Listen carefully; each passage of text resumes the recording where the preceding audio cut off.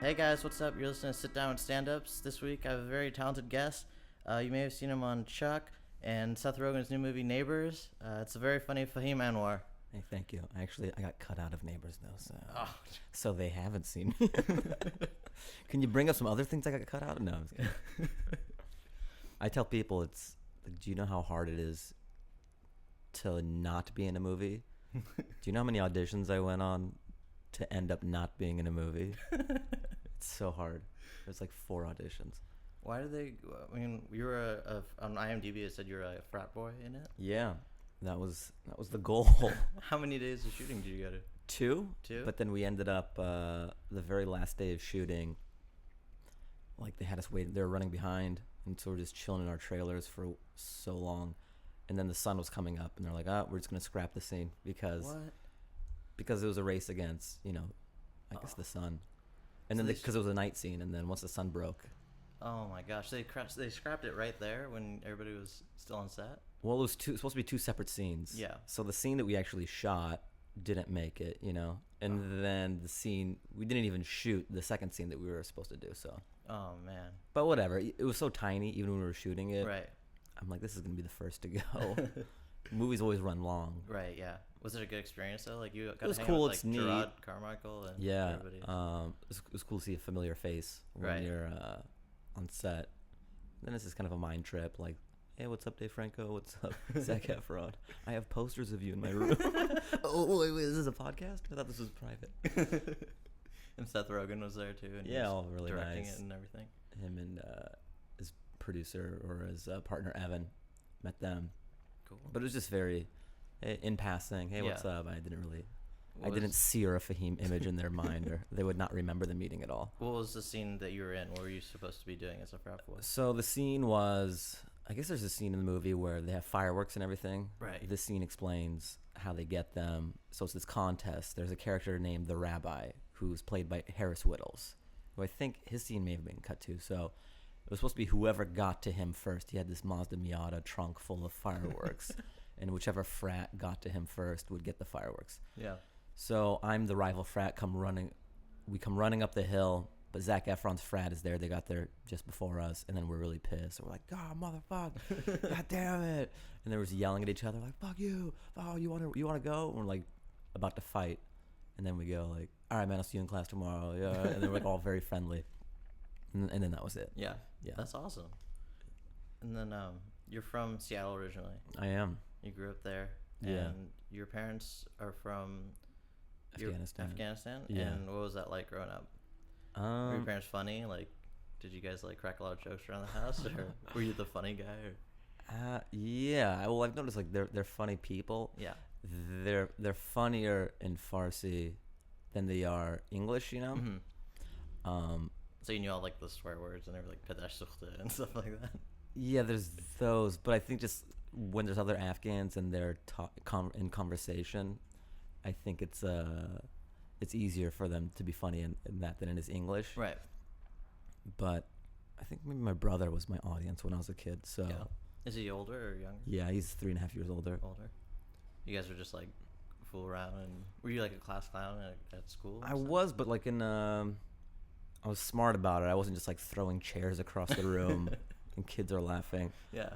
Even as a kid, I had a sophisticated comedy palette, so I could be the class clown, but the teachers would. It would be funny enough to where the teachers are like, "All right, I got to give it up for that." Like I would send you to detention, but that was too clever. The class comedian. Yeah, it would just be like words or something. It wouldn't be me doing Yeah. a somersault during reading or something. Yeah. And what were like some of your early influences when you're Comedy wise. comedy wise? Yeah. I always have this. Sometimes this comes up. A lot of comedians will be like, "Oh, I have prior albums," or Right. it was Steve Martin, and I didn't stand up. Really wasn't on my radar till pretty late. Maybe I was 17 or 18 when I really noticed it. So I think the biggest comedy influence on me is The Simpsons, Okay. Cool. Yeah. and that's just somehow permeated through me in my stand up. But that molded kind of my comedy brain. Yeah. Just watching all those episodes. To and- grow up on that, and it's just always there, and what a great molder. Right. Yeah. All those writers then too. It was like Yeah. Conan was one of the writers then, and like all these great guys. It's a They just great- started the watch every episode thing today. On Oh yeah, Fox. the marathon. Yeah, they're playing all the episodes. Yeah, it was such a big part of my life, and I would watch it religiously. Yeah. And then as I got older, like maybe in high school and stuff, I lost touch with it, and I'm not gonna watch it every week. But it was like clockwork when I was a kid. Yeah, it was like 7 o'clock. Fox, Yeah. like every night. Yeah. Who's just some of your favorite characters from The Simpsons? Early Homer is pretty great. Before they just turned him into a buffoon, kind Yeah. of, where he was just getting, it was physical. Towards the end, he was just getting hit by everything. But in the prior episodes, there's just some very funny lines, and the writing is so airtight. Yeah, it was Yeah. perfect. I love Mr. Burns. Like, he's one of my favorites. Yeah. Great guy. And then you went to college in Washington? University of UW? Washington, yeah. Okay, cool. And you were doing engineering Mm-hmm. over there? I was doing mechanical engineering. Mechanical engineering. Is that something that you liked, or was it something like where you're like, I want to have like a stable job and then do comedy at night? It was that pretty Okay. much. And my parents were going to pay for college, but that was the lowest degree I could get and have them still pay for it. Yeah, So I did. as opposed to like doctor and like. I mean, I could have done that, Yeah. but I knew I wanted to do this so much. It was just like so obvious Right. that I would be straying away from that path if I was like, I'm going to be a lawyer or a doctor, then do comedy. Yeah. Like, people may think it's already extravagant to get an engineering degree and then do comedy, to be so premeditated about that. Yeah. But I feel like that's much more doable than, oh, I'm going to be a cardiologist and then I'm going to do comedy. On the side. Yeah, and then you get to the day where you're like, hey, sorry, patients, I've got to follow my true passion. I'm an audition Yeah. at 3 o'clock. Good luck with that bypass, but So comedy was already like in your mind. I knew I wanted to do it when I was 17 or 17. 18. Okay. Or at least entertainment. Maybe it was an actor, a writer, just something with comedy. Right. I didn't. SNL actually was the jumping off point. I Okay. researched how people got on there, and it was stand up or improv. Right. And improv, you had to pay for classes and everything. It just seemed a lot more bureaucracy. And my parents weren't thrilled about me doing stand up to begin with, or comedy to begin with. So I was like, I'll do stand up. At least I'm not paying money, and it's just me. It's up to me. It's not up to some teacher to tell me whether or not I'm ready for 200 or. Right. Yeah. So stand up just seemed like the most doable path. Who was that class of SNL when you were 17, 18 that you like were inspired by? Mike Myers and Farley, Sandler, Hartman. Yeah. Big Hartman fan. Yeah. Even when I was a kid, just All those impressions and everything. that, and I don't know, just like the best comedic straight man, but not even a straight man. Like, he can make a straight man crazy. Yeah. You know, He's a like brilliant actor. unfrozen caveman lawyer. Oh yeah. Yeah. That was a great sketch. Yeah. And then so you knew pretty much like right out of high school, and then did you ever get to go on stage during college, or was it after college that you started? I officially started doing stand up this summer. I graduated high school, so I was 18, and just during that summer, I think I actually did a performance at school in high school. Nice. And that kind of, Like a talent show kind of a thing. it was a comedy night that me and my buddy had organized. Oh, cool. And then I think I did 30 minutes for my first. It's absurd. That's amazing. It's ridiculous. Was it like It all was material? good. Yeah, it was all no, it was just No crowd riffing? work. Just crowd work. For I'm like, oh crap, I got that 30-minute set I got to do for the first time. Yeah. I had a lot on the guy's shirt in the front row. Yeah. Where are you from? Oh, where are you from? Oh, Yeah, we're all from the I'm same like, place. Oh yeah, second period. I forgot. I Yeah. don't know why. So you did 30 minutes your first time? Yeah. That's amazing. Did you just have all these jokes written out from before? Or? Yeah, I guess I just wrote 30 minutes. And you worth said of you did stuff. well? Like you did really Yeah. good? That's like awesome. But I mean, I'm taking it with a grain of salt. It's not like I gotta do this 30. I gotta get it on film. Like, that's my special. Yeah. It's called Out the Gate. The GED special. Yeah. High school. That's awesome. And then, so you were doing it, and then a little bit through college too. Were you doing like? Open That's mic all. Well, stuff ever and- since that summer, that's all I've been doing. It's been 12 years since. It's just been stand up, and whatever else is going on in my life. Awesome. So it was stand up school. Then when I got a job, it was stand up work. And now it's stand up. That's awesome. It's stand up or stand up acting or stand up Right. sketches. But it's just it's all in, if you will, like the new Step Up movie. It's So it's- comedy all in. And my shirt's off on the billboard. So it was an instant like connection. Like you're like, this is for me. I like this. The goal was to always do this, and then I finally got to the point, opportunity and career-wise and financially, where I could do it full time. Right. But this has always been the goal. Yeah, so it's kind of nice to be in it. Yeah. And then so you graduated with engineering and you worked at Boeing for a few years. And you were testing out some stuff. What were you doing there? I was a stress analyst for the 747-8 freighter and passenger. So I would work on the floor beams. Oh, okay. So we would test the stress on the floor beams, but it was all computational. It wasn't like we're in some factory throwing bowling balls and shit. You just run the numbers, and then it shows up red in certain places, and you tell design, hey, beef it up here, maybe add these fasteners here, put another one here. So it's just this collaboration between design and stress. Okay. That's how planes get built. And did you like that job or not really? I mean, there are worse jobs. You could be just laying cement or whatever. It's not that bad. I'm in a cubicle for 8 hours. I could have different tabs open. It's not terribly mentally taxing or anything. It's very procedural. You learn how to do a thing, you do it. And then, it wasn't that bad. But it's not my passion or anything. Right. Once the clock hits, you're going to a gig. 4:40 or whatever it is, I'm out. Right. But with stand-up, I could be in an editing bay for 5 hours. Right. And then my body will tell me I got to eat, but I don't want to. Yeah. That never happens with engineering. And I think that's true of any field that you get into. Once it doesn't feel like work, or once you're really into it, then you're going to excel because you're putting in time even when you're technically not supposed to, or you don't have to. Right. Because it's not work to you. You just like it. The hours go by, yeah. Yeah. And so you'd basically just work like 9 to 5 and go immediately to a comedy club or something at night. I remember we'd have these performance. I was a good employee. I was good at what I did. Yeah. Every year we'd have this mid-year review where you have to go into a conference room too big for 2 people.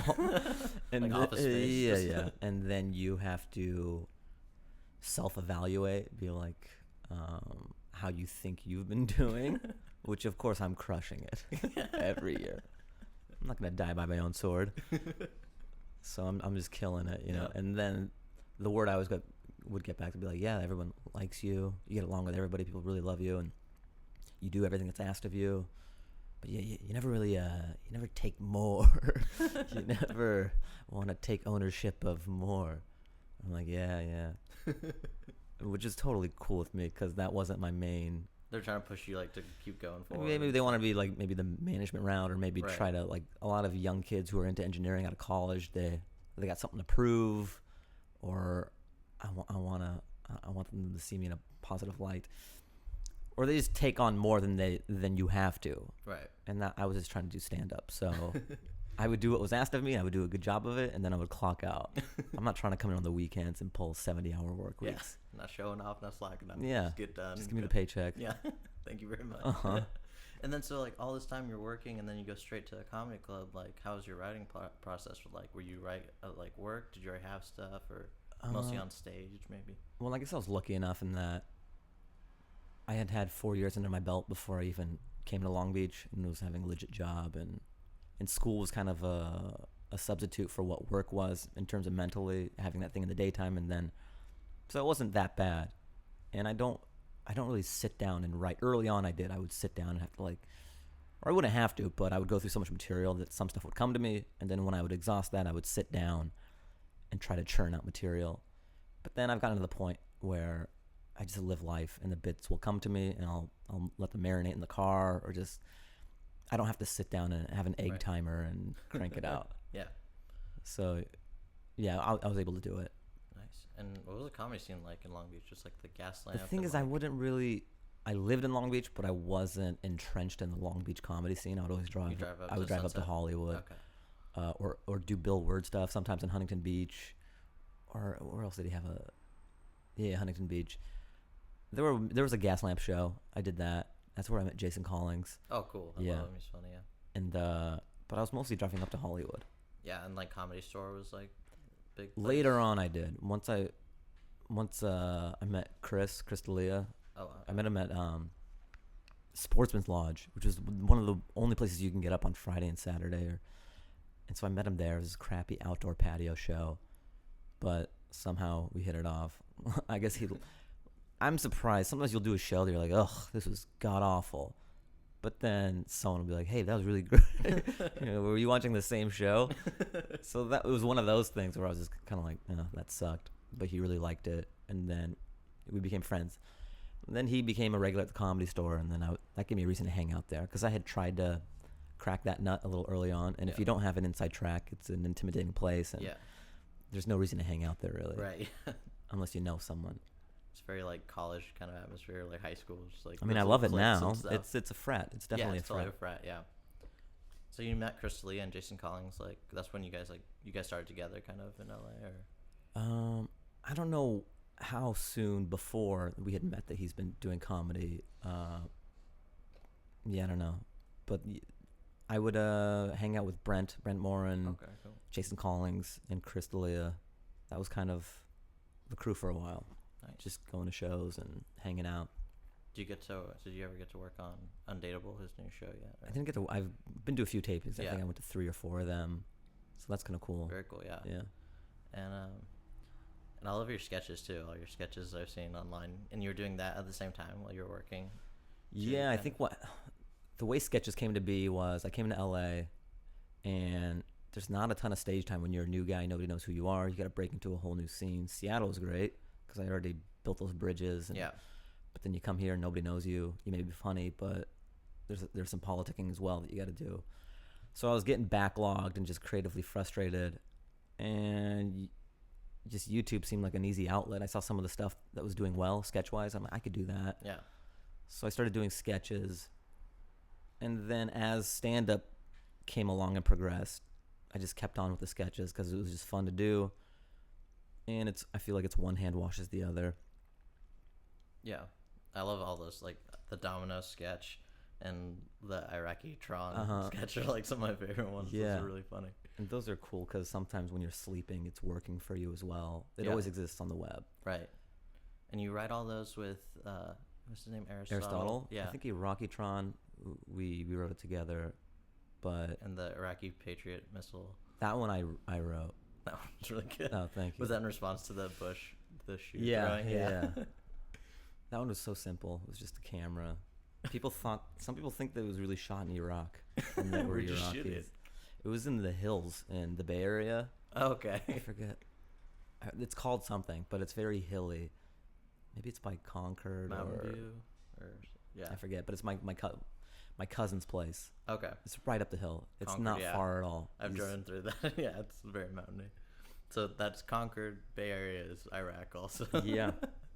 Apparently. And my cousin's in that video. Oh, really? Hassan Minhaj is in there too. So the one who's not Hassan, who goes, I'll take 500 of them or whichever. Whoever says it first, that's my cousin. Awesome. How many takes was it to get the shoe contact? Not that many. I'm pretty good. Yeah, just nailed it. Those were really funny. And I love the Dominoes one too. That was the first sketch that me and Aristotle ever shot together. Yeah. Yeah. Did you guys write it together? Did you write it and you just kind of? I wrote that one. I had just quit Boeing actually, and I would just float. The relationship between me and Aristotle at the time was, I'm just teaming with sketch ideas all the time. Yeah. And I would just throw them out to him. I threw this idea out, Dominoes, and he really liked it. And then he thought he wanted to shoot it, number one, and then he was like, why don't you bulk up for this video? Just for that last shot. Because I was a scrawny, I think when I first moved to Long Beach, I was 143. There's a Comedy Time video of me on the internet, just somewhere, and I have braces. I'm so skinny. So that's what I was before I started bulking up for this YouTube video. And then he trained me, and I think 6 weeks of training, and then I bulked up. I put on some muscle for this YouTube video for that last shot. The last shot with the tattoo of Dominoes on it. Yeah, American History X. The scene, Bite the curve. No, that's a great one. And you did a lot of stuff with Francisco. Those sketches are cool lately, there's these simple sketches that sometimes I'll have. Just two guys talking to each other. It always starts with one of us giving the other coffee. Here's your whatever. Here's your tall mocha, blah, blah, blah. And then something absurd happens. It's shot here in my apartment, and it's fun just to have a simple idea and be like, hey, Francisco, why don't you come over? Let's bang it out. Yeah. And then sometimes they take off. People gravitate towards them. It's just very low stakes and high reward. Yeah. No, I love those. They're simple but really funny and brilliantly written. One of the first things you did was Chuck. Yeah, That show? I got that while I was still working at Boeing, actually. Oh, cool. So did you were like an MIT kind of... Yeah, every guy? role I get, it seems to be an college educated. MIT for Chuck. Was it MIT? Yeah. I think so, yeah. And then I think I was in Lie to Me, and I was a Stanford grad. And then I think I played this tech dude or some website guy on Rizzolian Isles. Play a lot of smart people. yeah, typecast as the graduate. I want to be a septic tank pumper, but nobody wants me to play that. And so you were still working at Boeing when you got that, and were you auditioning? Like, how would you like even get to? I mean, I would take a long lunch, or I would duck out early. Yeah. I would have to finesse it. I couldn't do too many. I couldn't have 5 auditions in 1 week. I was pretty selective with. Yeah. And then I got it, and then I said I had a family emergency, and I had to leave for a week. Yeah. Or 8 days. But I was in Burbank shooting. Wait, so did anybody know that you were like into comedy and stuff? While No, you were working at Boeing? I told nobody. It was a total secret. Yeah. And how did people find out eventually? Like, Well, I got to the point where I had to quit because I had too many things and I couldn't half-step it anymore. Right. So maybe it came as a surprise to some people because then one dude, this Iranian dude, his name's Reza. I forget his last name. But he Googles me, I think 2 or 3 days before I'm about to leave. It's a very Iranian thing to do. Yes. He needs to get to the bottom. I gotta figure this Yeah. guy out. If you can't figure something out, Google it. Google it. Google always knows. Yeah. Even if it's tax super returns from last personal. year. Yeah. So once he Googled me, the jig was up, and he told everybody. Reza. You would think you would have enough sense that if you've been working with someone for 3 years and they haven't told you, that it's kind of on the down maybe low. it's for a reason. Reza doesn't think that way though. So then people knew, but it wasn't a big deal. Yeah. But I think just the last 2 days, it was just conversations I didn't want to have. Like, oh yeah, I do stand up and blah blah blah. It's easier to keep the world separate, for me at least. Yeah. So you're like a superhero, like by day or I guess I just don't want. engineer. I didn't want people to think that my work was being affected by what I'm doing on the side. Right. And then I don't want to have that copy machine banter where, I want to come to a show. Oh yeah, I'll let you know. I don't want that. Yeah. Just let me do my thing. And then Chuck happened like right after. Uh, Did it happen during the actual like? I taped it during. Like it didn't come out on TV. It didn't and come out somebody till saw later. It. I was gone Okay. once. Hey, I think I yeah. saw Fahim on TV last Probably. night. Yeah. I wasn't at work anymore. Yeah, that's awesome though. What was that like? Was it like pretty exciting to do? It was really cool. It's still the biggest thing I've done because it was the entire episode. It was a Right. huge guest star. It should have been called Manouche, that episode. That was my name, by the way, in the show. Yeah. And then after you do something that big, people are always friends and stuff. They're like, hey, maybe they'll bring you back. Maybe. I go, no, they're not. Why would they? Maybe Manouche comes back. A lot of Manouche fans. No, there's very few. Only people close to me are Manouche fans. And then, so you like acting a lot too. Is that something that? I don't know if it's fun, but I don't know if it's what drives me. Acting is a byproduct Comedy. of stand-up and sketches. I like acting in my own sketches. I like creating more than anything else. Yeah. Auditioning and that Chuck thing, it's fun, but that's not. I'm not this vessel, just waiting to book jobs or whatever. Yeah, I take more pride in writing something like the stuff I do at Francisco or the sketches I write and seeing that to fruition. Right. Yeah. So it's like, would you ideally like, do you want to be like a great comic and play like arenas or something like that, or would you like to be like SNL like movie type, like That Sandler, would be cool like, write too, your yeah, own for movies? sure. But I would like to be seen as a brand, a comedy brand, Yeah. and a voice. People know a type of humor. If you're just an actor, I feel like there's not a lot of control in that, and I like control. Because if I'm just going on auditions and stuff, it's a lottery ticket. But if I'm doing sketches and doing stand-up, I'm driving the ball forward. I can see what's being done. And I love your stand-up style too. I've seen you at the Comedy Store like a few times. And yeah, that's my home club. That's my favorite spot.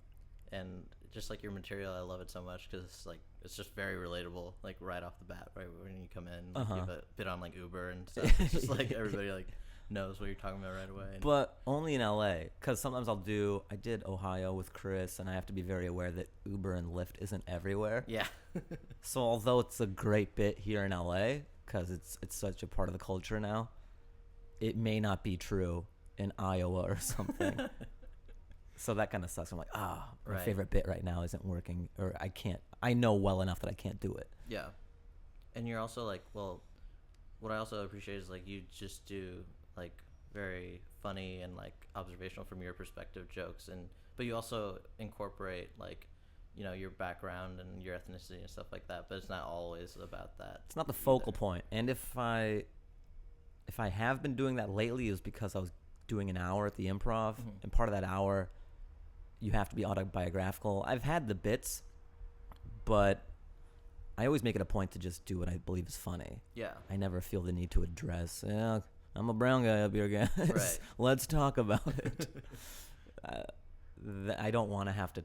I just want to do whatever I believe is funny. That's it. Yeah. And my brain doesn't even work in that way, that brown background thing. But I do have, if it comes naturally to me, of course I'll talk about it. Yeah. But it's never a focal point. People won't come or see a show and be like, oh, that was a funny Afghan comedian. Right. That's what I appreciate. They'll be like, that's a funny guy. Oh, he's Afghan? Yeah. Or my ethnicity is secondary to being a comedian. No, but that's what I appreciate, because, like, you know, it's just like he's a funny comic. But, like, I feel like a few years ago, 5 years ago, something like that, there was everything with, like, you know, the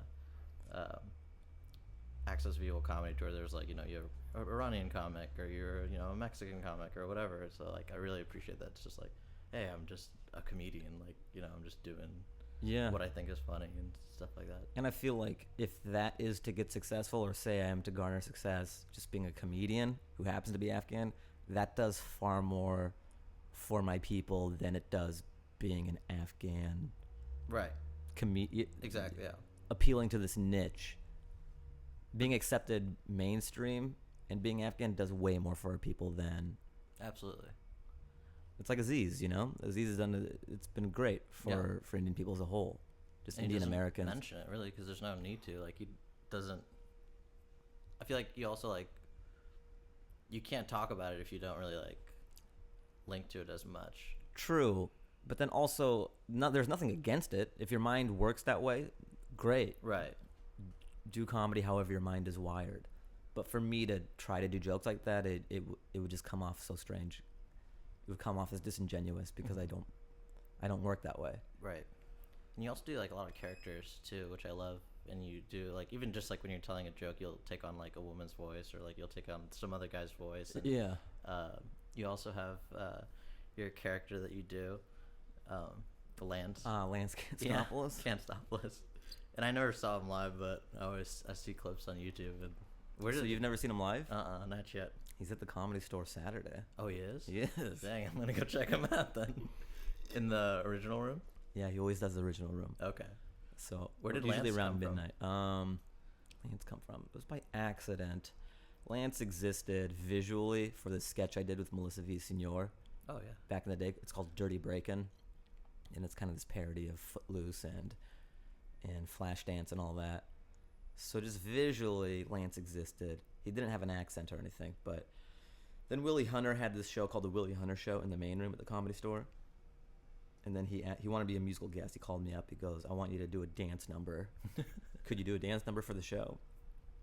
And I thought that'd be very strange if me as Fahim was just dancing. I go, that's weird. I go, I'll dress up as this character and do a dance number. He goes, yeah, that'll be great. What's his name? I said, Lance Cantstopolis. I just threw it out because I had to put it on the website. Right. And then I did the show. It was nice. It was fun. It was really funny. It was kind of a comedic dance number. Mm-hmm. There was no talking or anything. Then the performance is done. I'm walking through the halls of the Comedy Store. Open mic's going on in the original room. It's late. One of the door guys is like, hey, do you want to go on? I go, yeah, okay.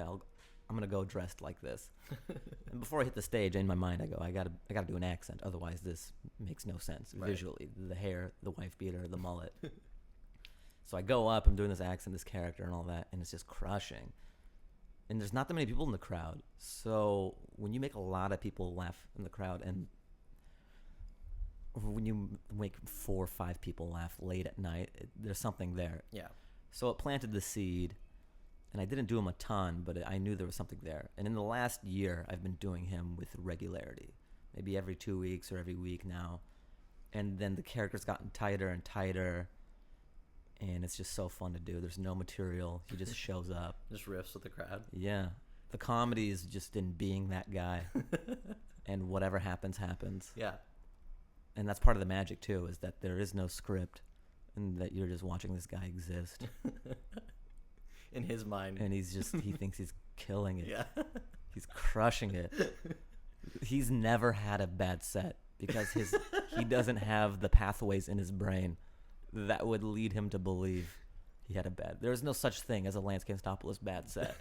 It's pretty great. Yeah. It's bulletproof. To be so delusional you can never have a bad set. It's always the audience's fault if they don't want to get on board. He's going to be just fine. You can't stop. He can't stop. That's amazing. So you have a lot of fun, obviously, with them. Like, you just go on Yeah. and you get to be this, like, alter ego. Well, and you don't have to worry about bits, because when I do me, there's things I want to talk about. I'm like, oh, how does this work? What did I tweak? Blah, blah. There's a lot of planning, and I don't know a lot of planning, but there's definitely some mental work that has to be done before you hit the stage. Lance, just throw on the wife beater, the hair, dance, and the rest. Just have a good time. Yeah, and just black out and come off stage, and then what happened. There's something very fun and liberating about knowing all you have to do is show up.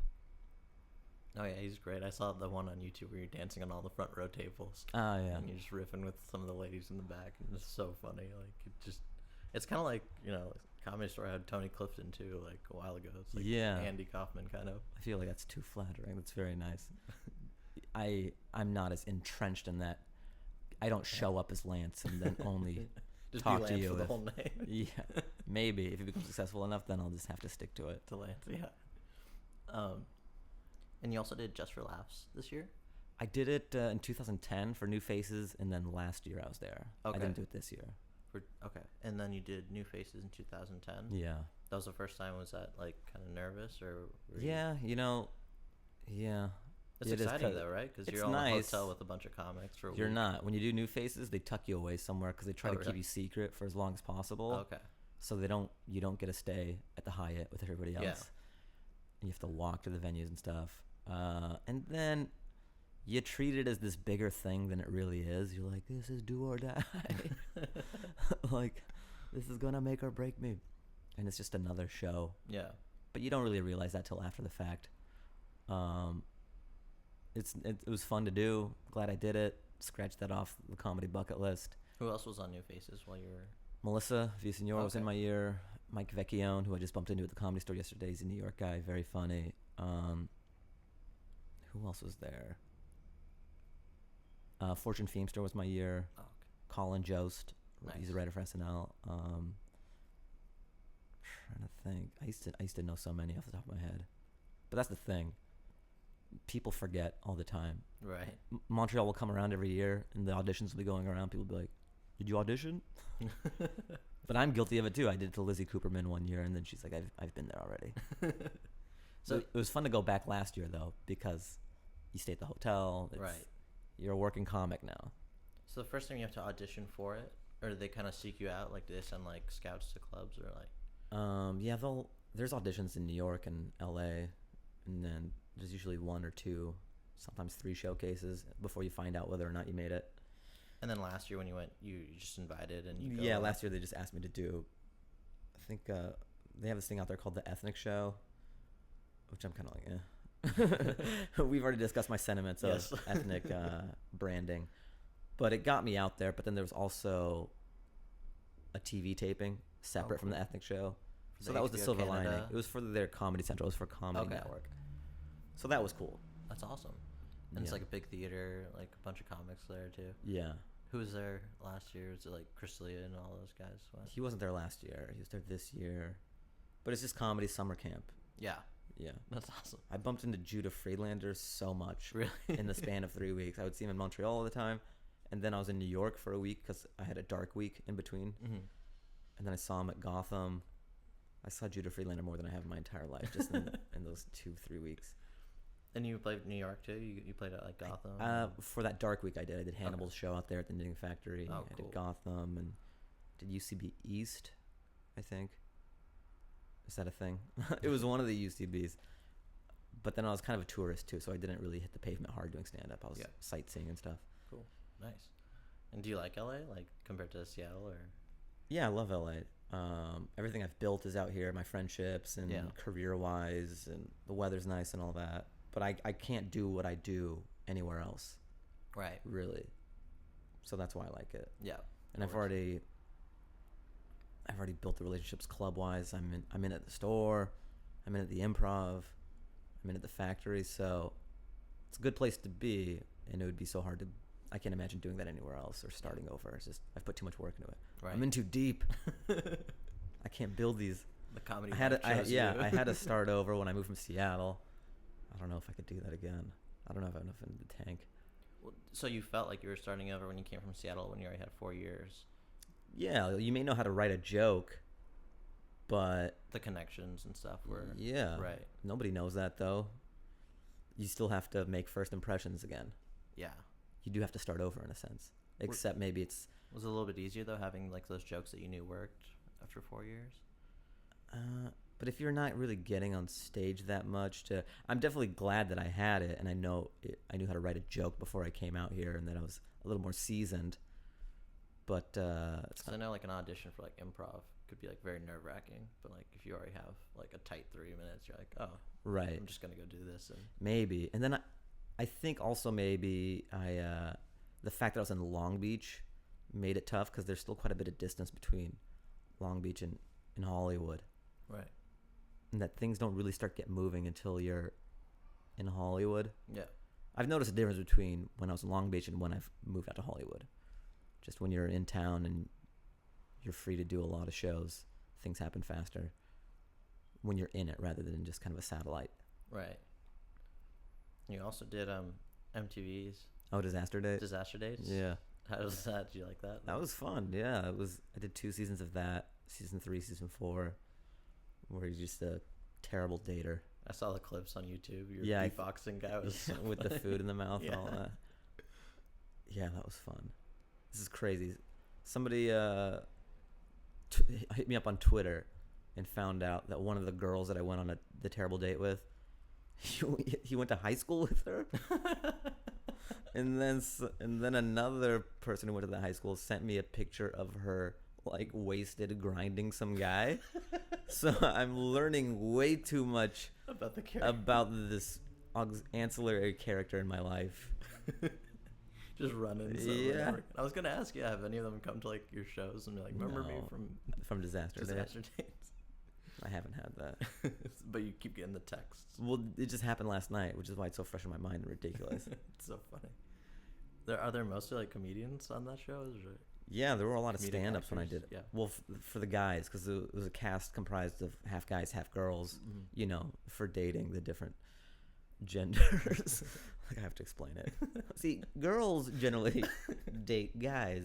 I mean, sometimes they date the same. For my seasons, Jeff Keith was a dater, and then Kayvon as well. Nice, yeah.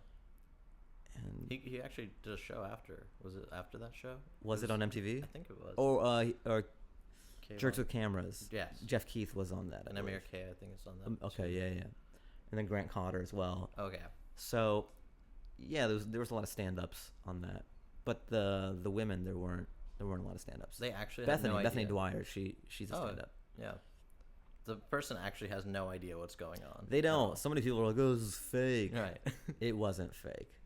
Sometimes they would know what was up, and then we just couldn't use it. Yeah, I was gonna say like. Yeah, some people were like, "Yeah, okay, yeah, woo, yeah, spill spaghetti sauce on." How much? Because there's so much lighting in this restaurant. Yeah, why are there so many reflective boxes everywhere? I've never seen this many decorative What was the longest amount of time that you were on one of those? Because at the end, it's 60 minutes. So 60 minutes is the cutoff. If they last that long, then or minute. Yeah, so they get $60. Yeah, it's really not that much money for wasting that much time. Yeah, that was a great show though, and all your clips were really funny. I loved all of those. Yeah, it was cool to do. There's not a lot of shows that let you do that. Just kind of think on your feet and just improvise and mess with people. So you kind of just like audition and do like some. I remember it was the second time I auditioned. I think I auditioned for the first season. I didn't get it, and then the second year I went in, and then they liked me, and then they just rolled the second season into the third season, and yeah. That's cool. They just let you go in and just riff with. There were islands to swim to, so you knew the character, you knew what they didn't like, you knew you would kind of hit these beats throughout the date, but how you got to the islands was up to you. And something might have been said, and you just kind of bounce off that. So it was a combination between a skeleton of an idea and then just you running off. Sounds like really fun though, just to goof around. Yeah, and then you have an earpiece too. Right. Yeah. And they're talking to you from the van, and the producer sometimes would want you to be meaner than you. Like they would want me to say something, and I'm just like, I can't. And they're like, say it, you fucking pussy. It's very hard to be on a date and hear a voice in your head saying, say it, you fucking pussy. Ah. Just brutal. Yeah. That's so funny. Also, another one of the sketches that I loved that you did with Aristotle was the front view. Oh, yeah. That was really just... Did you write that one too? Yeah. That was capitalizing on that butt camera trend. Right. It was just blowing up on the web. These LA girls, they put a camera on their butt, and then they would just walk around. See how many people and it was check this, them out. Yeah, it was this montage, this slow motion montage of every guy that checked out their butt. Yeah. Set to this Amanda Blank song. And it just tore through the internet. It was getting so many views. Then I was driving one day and I got this view for like the guy counter part 1 for people looking at a guy's crotch. And just shot. It was just so easy to do. It was all just conceptually there, the concept of sound. And then the reveal would be that I had a giant consumer grade camera duct taped to my crotch.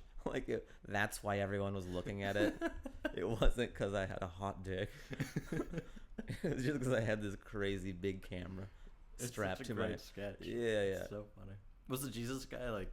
I know him. Accident? No. So I saw the original version, and he's in there. Yeah. And I'm like, oh, Kevin. I know, because he hangs out at the Comedy Store all the time. Is he a comic? No, he's one of those Sunset Strip characters. Like, he's a good dude. His name's Kevin? His name's Kevin. Cool guy. Yeah. Yeah. So I've had conversations with him and stuff, and... Why does he dress like Jesus every day? I don't know. Is that just his thing? Yeah. So when I was making my version, I'm like, I'm going to get Kevin. What a great Easter egg to have. Yeah. Anybody who watches both of them be like, whoa, what the fuck? How is that guy in both of them? He's just checking out girls and guys. Yeah, so we brought him in for that shot. It was too perfect. That's so funny. And his take when he looks back over his shoulders. He's in a lot of stuff. LMFAO loves him. He's in a lot of their music videos. It's really brilliant when you think about it, because he just dresses up as Jesus, and it's instant access anywhere. Everyone wants a photo with him. He could get into any party, no matter what the exclusivity is, because it's Jesus. Like, Jesus, come up to this rager. Yeah. And he can get into everything. There's like an Oscar party. Jesus. He's gonna turn down Jesus. Yeah. Whereas if you and I were trying to get in, we're not Jesus. Yeah. So funny. He's brilliant. Yeah. Yeah. It's LA is his stage. He just works around. Just talk about instant access. Who's gonna turn away Jesus? I actually saw him one time on Elvira Street, and they're doing in that square where they do the dances at the end of the month, the big dances, and he just walked by. And then people saw him, and he just started dancing in the middle of the dance, like he didn't even care. And everyone's like, "Yeah, all right, like that's Jesus." It's just instant party. Yeah, it's cool to be beloved instantly. I'm glad I know his name is Kevin now. Yeah, it's really funny. I don't know if that's his real name or not, because on Facebook his name is Kevin Lee Light, which is like a play on Heavenly Light. Yeah. So I don't know. He's a genius. He is. There's so many layers. That's so. Does he ever go on stage at the Comedy Store? Does he like no, he drag just him kicks on? it. No, he just likes hanging out there. He enjoys comedy, and yeah, he's a cool guy. Very cool. So right now you're doing all the main clubs throughout LA and touring a little bit, probably. A little bit. Sometimes I'll feature for Bobby Lee or Crystalia. Oh, cool. Yeah, I want to get out on my own. Like I can headline. It's just I don't think I have enough TV credits really where I'm headlining a ton. So I'm just waiting for that to follow through. And until then, I'm just featuring. For that case, what you mean TV? Just to get a crowd? To be enough of a name to draw, probably. Because I think right now I'm a tough sell to headline. Even though artistically I can. Because I've seen you like 3 or 4 times, and they was all different. I was like, yeah, and I did an hour. I did an hour at the Improv, the Hollywood Improv. Mm-hmm. So like LA knows what's up, right? But I don't know if I'll like draw tickets elsewhere. So I think just more TV credits and late night stuff would grease the wheels in terms of trying to just headline across the country or something. So is your next like plan maybe like something like Conan, or do you want to do like a half hour? Yeah, I've been trying to do a late night, but that whole back and forth it's a lot of waiting. Like, oh, we like this, we like that, maybe blah blah blah. I'm waiting on like the Tonight Show people. Yeah, they're supposed to get back to me. But how does that work? Do you send clips? You submit, they take a look at it, and they say we like this, we like this. Maybe switch that out for something else. So it's this back and forth. Then hopefully you get to a point where they're like, all right, I'm going to show to the producers, and they say, oh, I like it, and then you set a date. But it's just this big process. Yeah. So I don't know.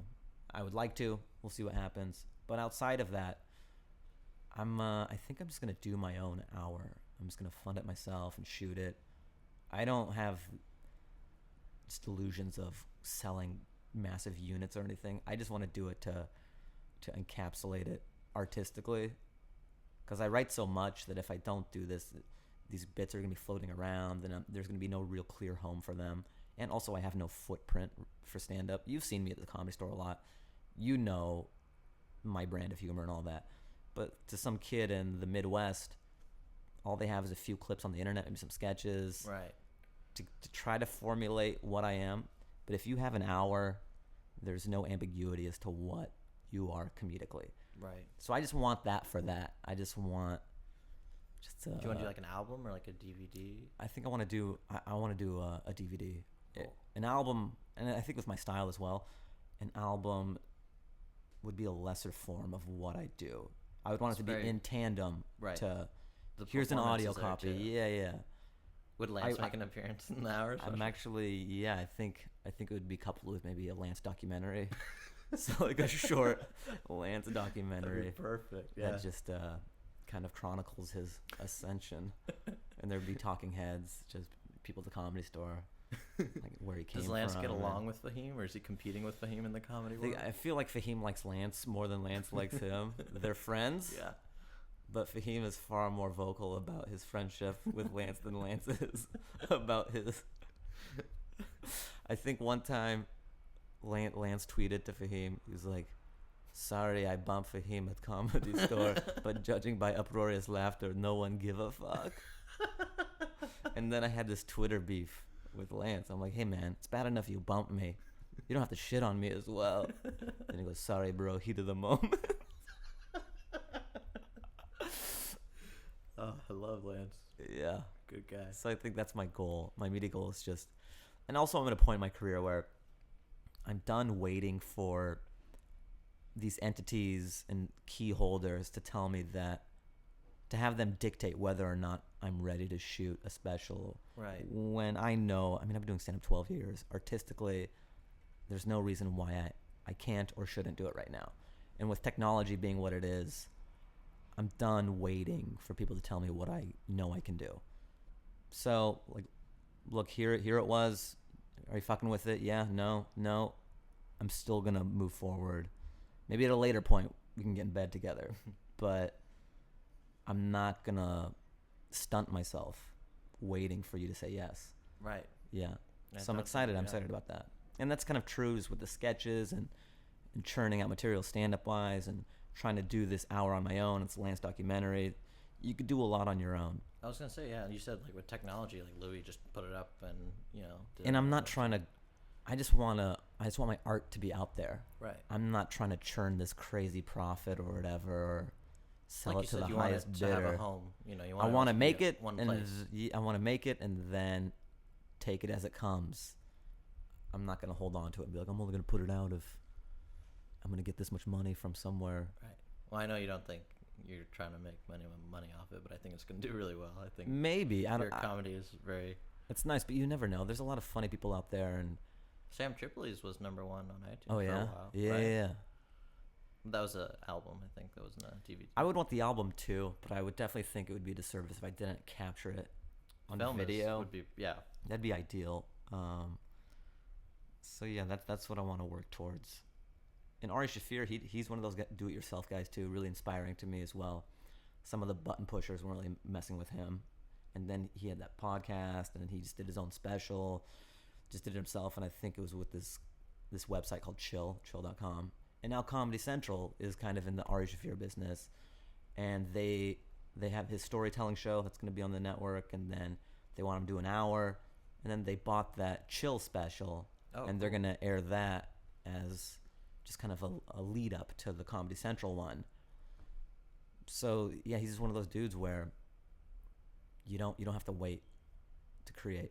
That seems what Comedy Central is doing now with their online portion too. So with it seems the like, Comedy Central studios. Yeah, and everybody's just making stuff now, so they just kind of like seek out the best guys and sort of buy it from them. True. Yeah. So there's. And Ary Shafir's storytelling one. That one's a great one. Yeah. Did you ever get to do that one? Or? No. Is it in California? I think so. Okay. Yeah. Yeah, and just create, man. That's the name of the game. Just produce. Awesome. I like creating, and every time you create, it's another chance to make more waves, and it opens more doors. If not, you can still create. Right. Yeah. Very cool. Well, it was awesome talking to you. Yeah. Thank you so much. Thanks for having me, dude. No problem. Thank you very much. Is there any shows that you're playing? This will come out on Monday, so if you want to plug any shows for next week. Well, okay. So Lance is usually at the yeah. So Lance will have happened by the time. This is the future, everybody, and Lance already happened. And you're wearing a Back to the Future shirt right now. That's true. So it's perfect. They didn't. I wanted to keep that private. Don't tell them what I'm wearing. They're like, our listeners don't know this, but Fahim is wearing a Back to the Future shirt and no pants on. Which, like, what is it? I'm performing at the Comedy Store a lot, but follow Lance on Twitter. His Twitter handle is L Cantstopolis, and he usually tweets when he's performing at the Comedy Store, which is usually Friday or Saturday at midnight. It's kind of the sweet spot. And then just my website, fahimanwar.com. I'll usually have. I live in Koreatown, which is why there's all this crazy noise. It's dump trucks. It's great for podcasting. Yeah, just follow me on Twitter and my website, and I'm performing around LA all the time. Cool. Awesome. Thank you so much for your time. Of course. It was great talking to you. Same. And that's it. Thank you very much.